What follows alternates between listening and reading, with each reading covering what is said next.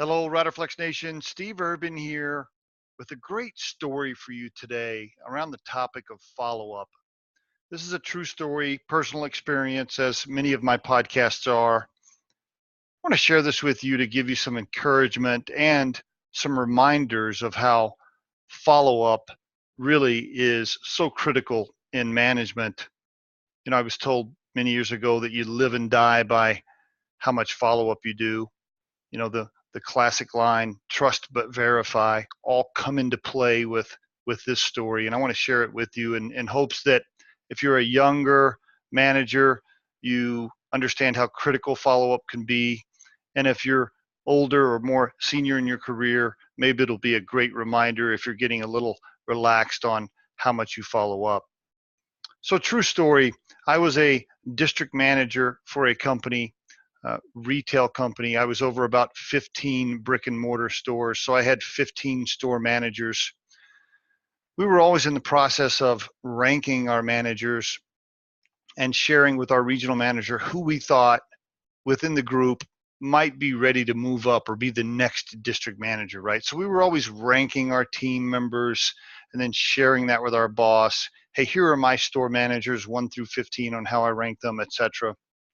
I was at a regional meeting one time with all of the other district managers, and we had all come to this meeting to share the rankings of our district teams, and then we were going to put people up on a giant board, and we were going to try to rank store managers actually within the region.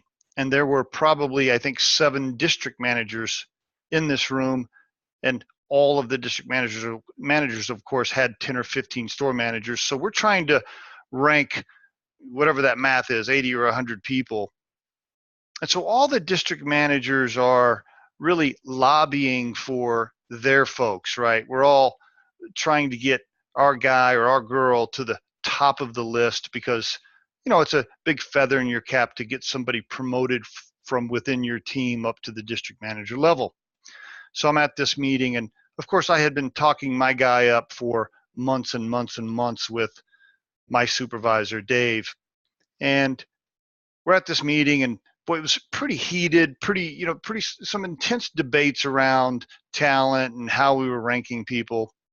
To make a long story short, I came out of that meeting with my guy ranked number 1 in the entire region, not just my district, but in the region. And we all agreed finally, after much debate, that if another district manager spot opened up, this guy was going to get the job.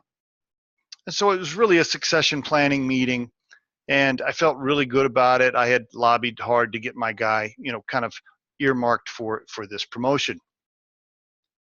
About 2 months later, it was a Saturday morning. I'll never forget it. I opened up my email just to kind of check to make sure business was okay the day before. I see a letter to my boss, the regional manager, from this store manager that I had been touting all this time, my number 1 guy.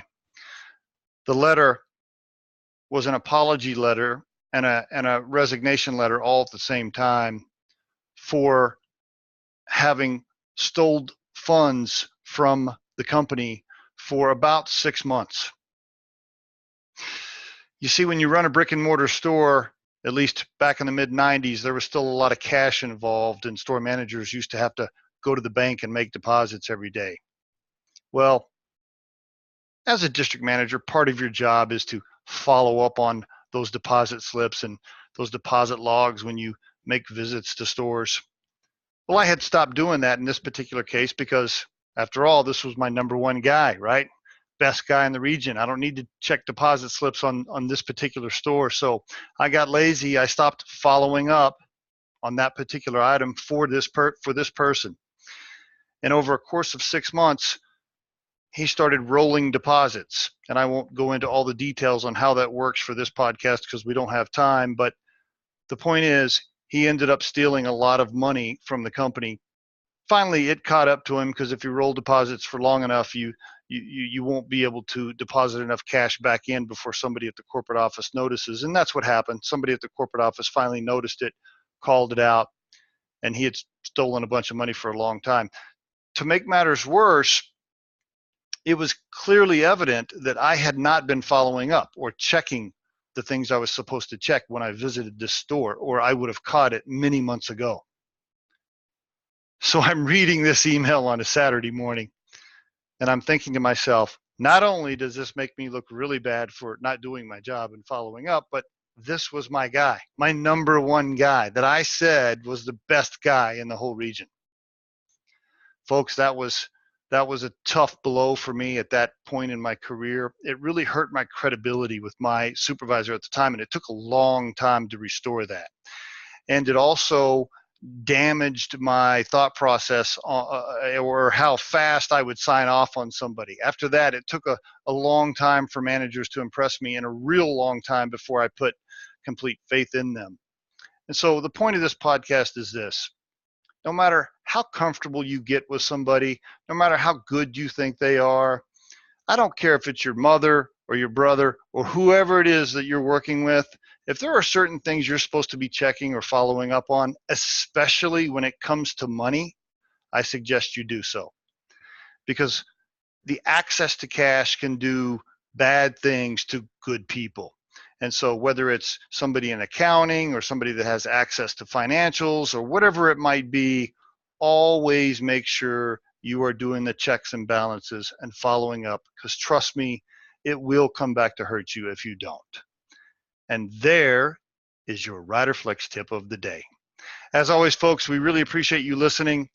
You can call in, by the way, or email us with questions, and we'll help you in any way we can. Visit riderflex.com to learn more about us. Thanks a lot, and have a great day.